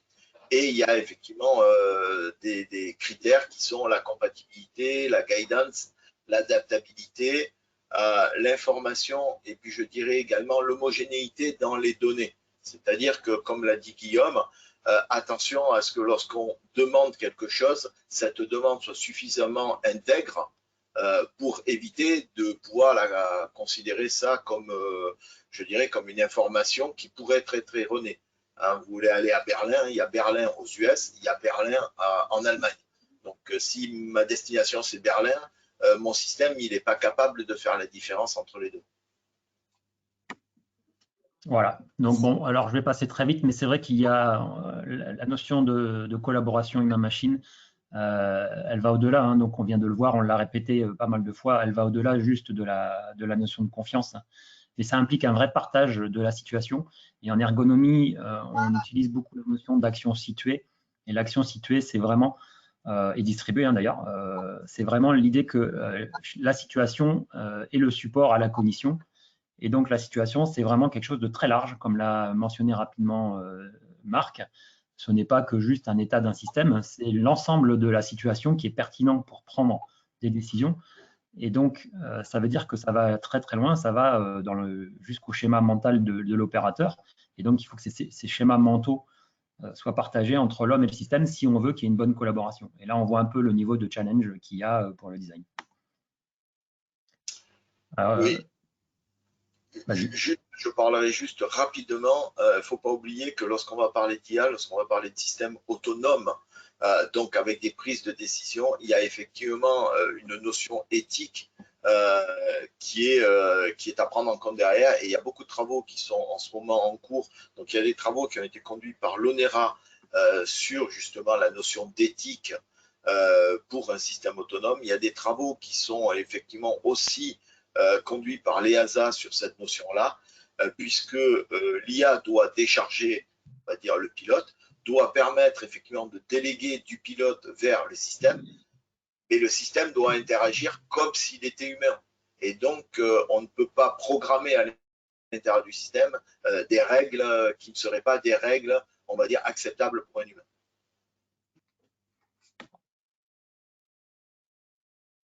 Alors, l'IA, donc on a bien vu, hein, c'est différent de l'automatisation. Enfin, d'ailleurs, pour conclure, l'IA, c'est vraiment quelque chose de différent de l'automatisation, hein, par sa complexité, sa non-prédictabilité, par le fait qu'on va lui déléguer un très fort niveau de tâches, donc avec des risques encore plus forts. On a vu que designer une IA sans être humain, c'est quelque chose d'assez complexe, et qu'il va y avoir de la philosophie à introduire là-dedans, et des design guidelines au sens où finalement, qu'est-ce qu'on va vouloir vraiment designer du point de vue de la relation homme-machine? Est-ce qu'on veut une IA collaborative plutôt que substitutive, par exemple? Est-ce que la notion de empowerment de l'homme, par exemple, c'est plutôt ce qu'on aurait envie de faire, plutôt que de remplacer et de contrôler l'homme? Alors, on voit que d'ailleurs, l'Union européenne tend un peu vers cette philosophie-là, donc ça, nous, du point de vue facteur humain, ça nous va bien. Et puis, il va falloir aussi mettre en œuvre une relation homme-IA qu'on appelle simplex, hein. C'est-à-dire que finalement, il va falloir faire le lien entre un système complexe, qui est structurellement complexe, mais le rendre simple d'usage, donc ce qu'on appelle la simplexité. Il va falloir designer des guidelines. Alors, on en a mentionné quelques-uns qui sont pour les systèmes complexes, mais il va falloir le faire aussi pour la relation homme-IA. Et puis, il y a des grandes questions aussi, hein, sur un des exemples que je donnais tout à l'heure, sur quelle aide fournit l'IA dans les situations complexes. Évidemment, comme je le disais, les automatismes ou l'IA maladroite, c'est aussi un gros risque, hein. C'est ne pas aider quand il y en a besoin et aider quand il n'y en a pas besoin. Et ben voilà, ça c'est des gros challenges, et surtout dans les situations imprévues, le Qantas, QF32, des choses comme ça, comment une IA aurait pu aider à simplifier l'information, à changer de mode, de passer au lieu d'un mode négatif à un mode qu'est-ce qui me reste et comment finir ma mission rapidement et de manière sécure. Voilà, donc c'est énormément de sujets. On voulait juste brosser ça de manière très rapide et surtout faire une sorte de teaser peut-être vers un webinaire à venir qui prendra un peu plus le temps que 20 minutes pour vous exposer tout ça. Et voilà, Marc, je ne sais pas si tu voulais rajouter quelque chose. Oui, juste le webinaire se tiendra, on va dire, durant l'année 2021. Donc, on ne va pas dépasser l'année de manière à bien faire le lien avec les Aerospace Tech Days. Et nous avons juste une question, je pense qu'on peut la prendre, qui est une question de fond sur les choix de stratégie d'UI. Doit-on aller vers des interfaces génériques valables sur les modèles de facteurs humains adaptés à des situations contextuelles, ou plutôt vers une IHM adaptative à son utilisateur spécifique, justement via une IA dédiée qui sera associée à un profil utilisateur, une façon de diffuser l'information et de contrôler sa prise en compte? Alors, juste là-dessus, ce qu'il faut bien comprendre, c'est que c'est plutôt sur le deuxième aspect, c'est-à-dire comment designer quelque chose qui soit adaptatif, mais non pas adaptatif vis-à-vis de l'humain, mais adaptatif vis-à-vis d'une situation donnée, de façon à bien interpréter la situation. On parle beaucoup, on va dire, quand on parle de single pilot operation, si on parle de single pilot in cruise, etc., on parle beaucoup de monitoring de l'humain. Mais on emploie le monitoring de l'humain sur un aspect physiologique. Il ne faut pas l'oublier sur un aspect fonctionnel également. Et c'est-à-dire coupler le physio, la personne est toujours là, est capable d'exécuter les différentes actions nécessaires pendant le vol.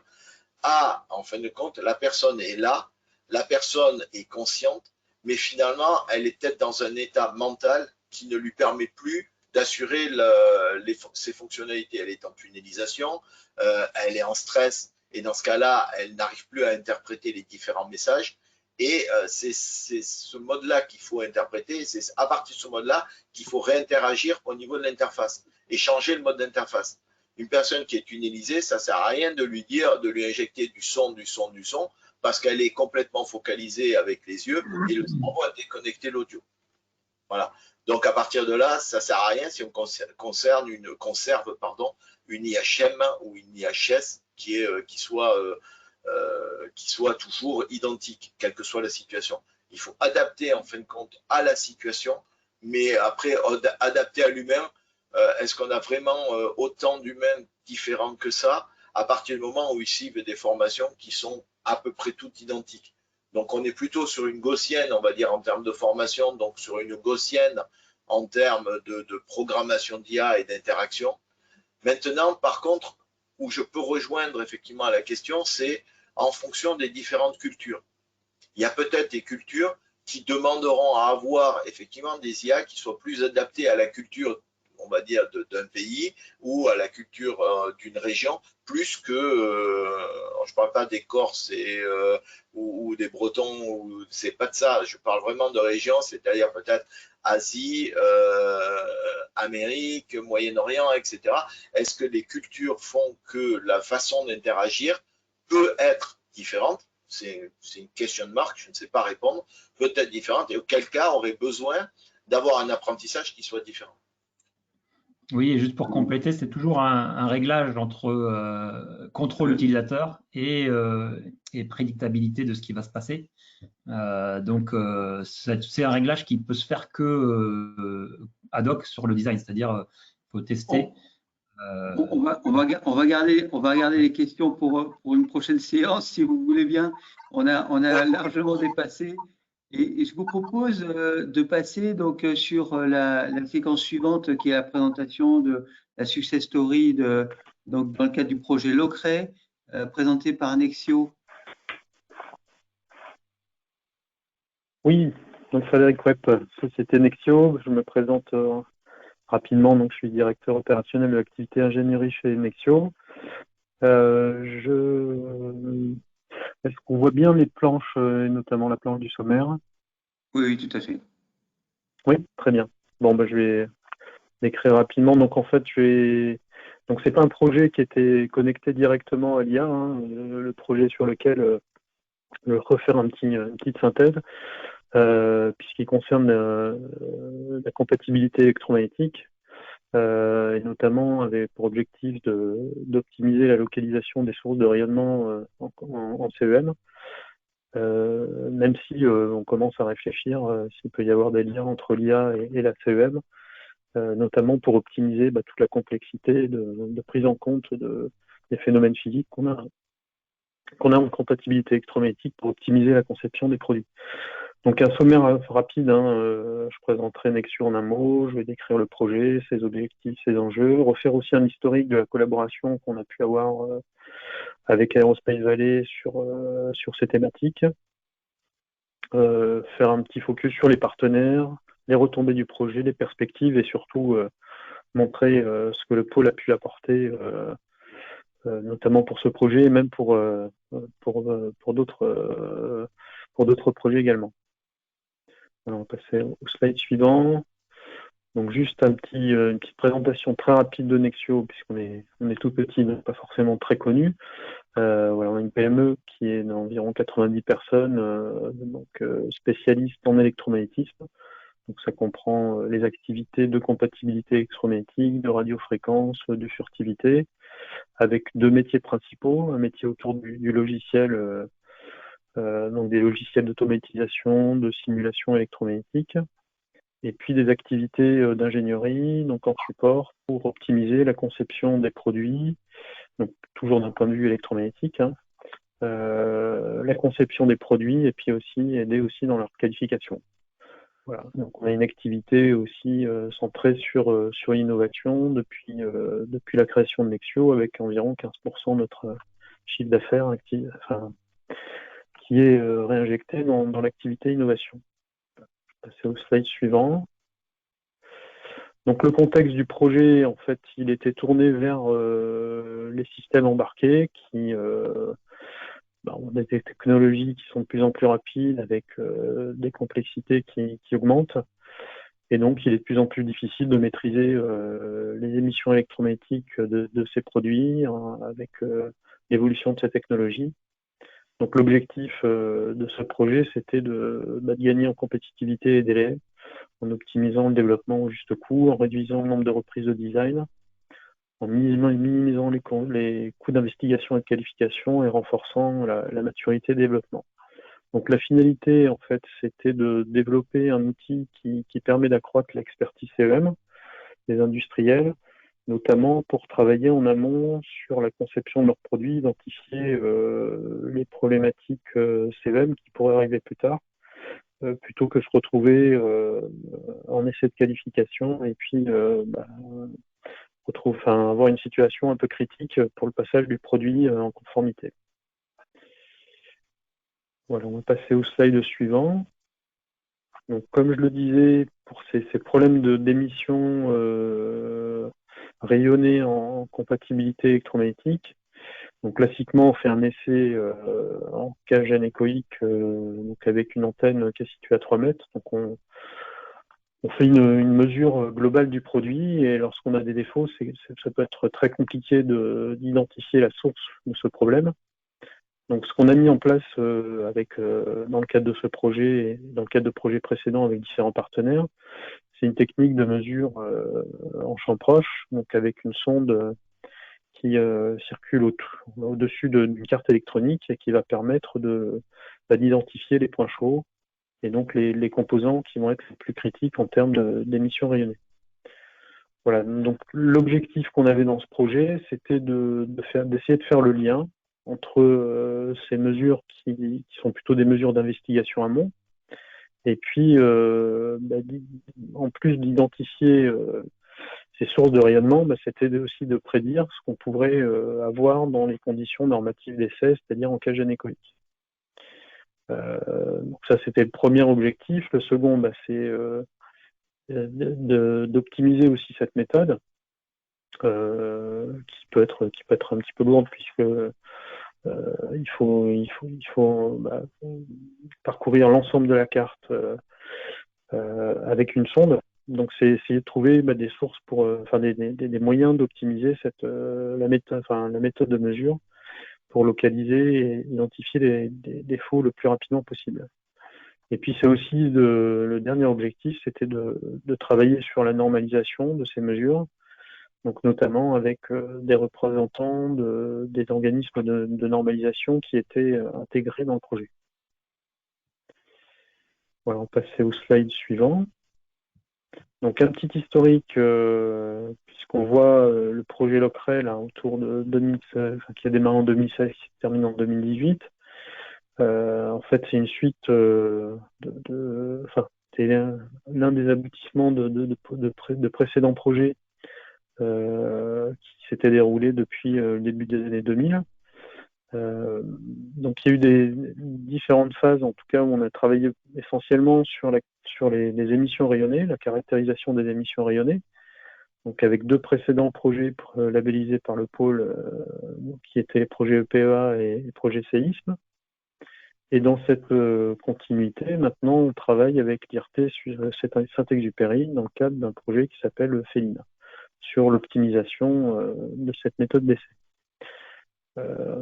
Et puis depuis quelques années maintenant, on travaille aussi sur les aspects transitoires, perturbations transitoires et puis immunité en CEM.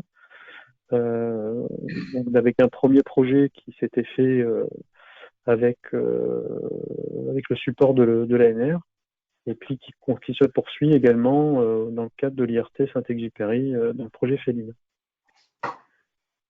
Voilà, on va passer au slide suivant. Donc les partenaires du projet, en fait, on a essayé de réunir, ils n'étaient pas tous concentrés sur les régions Aquitaine-Midi-Pyrénées, ils étaient concentrés aussi sur d'autres zones en France. En fait, on a essayé de réunir un peu tous les experts du projet. Donc dans ce cadre, on a eu une triple labellisation de pôle de compétitivité. Donc en plus d'Aerospace Valley, on a eu Moveo et puis Systématique également. Et puis on a été travailler aussi avec des PME plus locales, notamment avec Studelec et puis Aquitaine Électronique, qui nous ont aidés aussi à définir des cas d'utilisation représentatifs de leurs problématiques. Voilà, je vais passer au slide suivant. Donc les retombées du projet pour nous, Nexio, qui étions porteurs du projet, c'est que ça nous a permis de renforcer notre expertise auprès de nos clients, notamment en proposant cette nouvelle technique et qui permet d'accroître les conseils qu'on peut donner pour optimiser la conception des produits lorsque il y a des défauts qui sont rencontrés par nos clients. Pendant la durée du projet, on a vendu 5 systèmes, donc ça continue encore aujourd'hui. Hein. Mais le gros de l'activité, en fait, ça a été des prestations. Hein. On est environ à 400, un peu plus de 400 kg € de prestations de mesures qui ont été vendues depuis. On voit l'intérêt assez important par les industriels pour utiliser ça. On a aussi embauché 2 personnes dédiées sur ces activités, une plutôt sur la partie expertise et puis une autre sur la partie développement hardware et software.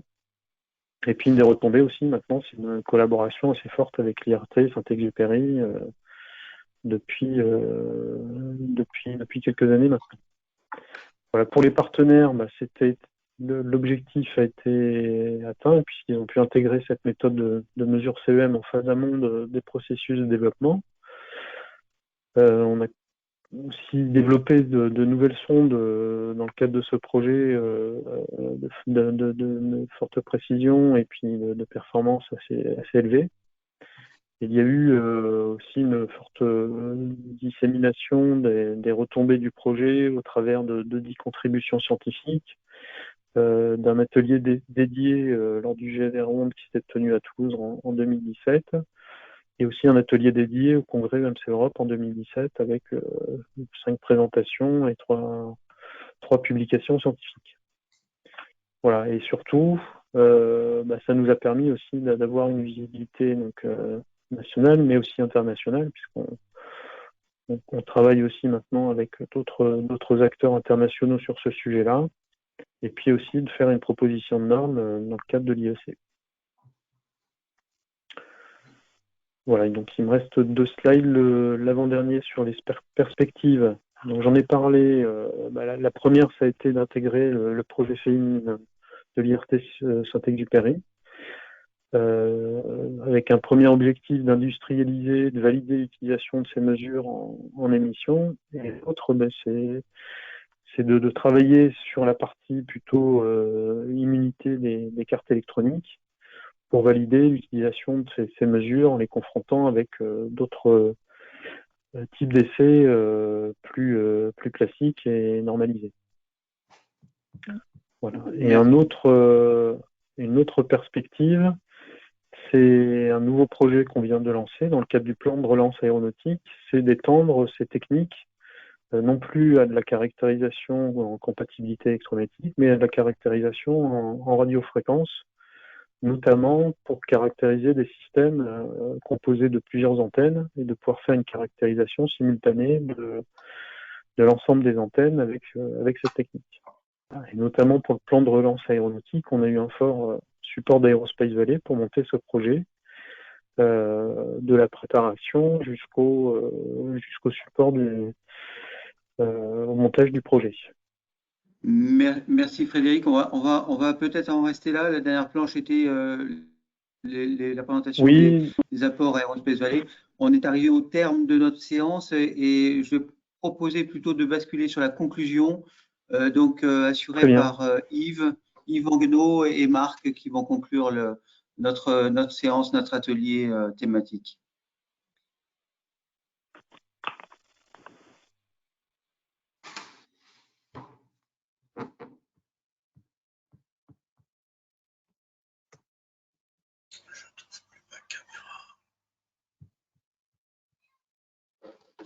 Voilà, j'espère que vous m'entendez et que vous voyez l'agenda que je remontre maintenant. On est donc sur le dernier point, on va faire rapidement parce qu'on a déjà un peu débordé. On voulait vous parler rapidement du plan d'action sur 2021-2022. Donc, vous voyez ici, on vous présente les thématiques et un calendrier ou une ébauche de calendrier sur les sujets sur lesquels nous allons travailler ensemble. Donc, ça se fera sur 2021 et 2022 sous forme de webinaires ou de café techno, en espérant qu'on puisse reprendre le présentiel aussi rapidement que possible.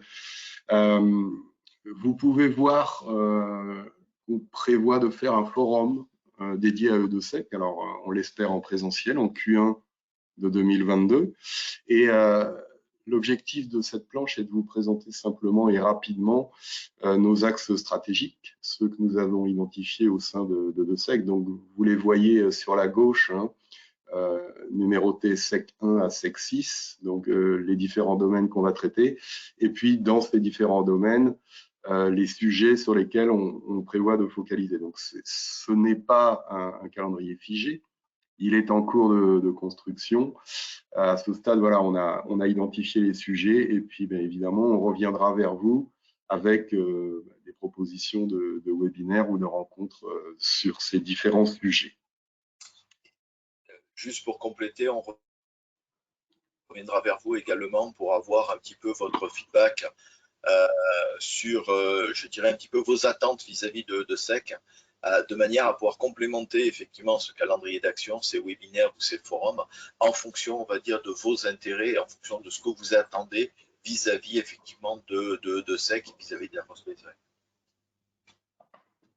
Et merci encore pour votre participation. Très rapidement, les prochaines échéances, donc un certain nombre d'appels à projets que nous décryptons en ce moment. Donc, que ce soit Horizon Europe, hein, dans lequel on a identifié beaucoup de sujets en lien avec les systèmes embarqués. Donc, on va revenir vers vous avec ça. On a identifié des clusters.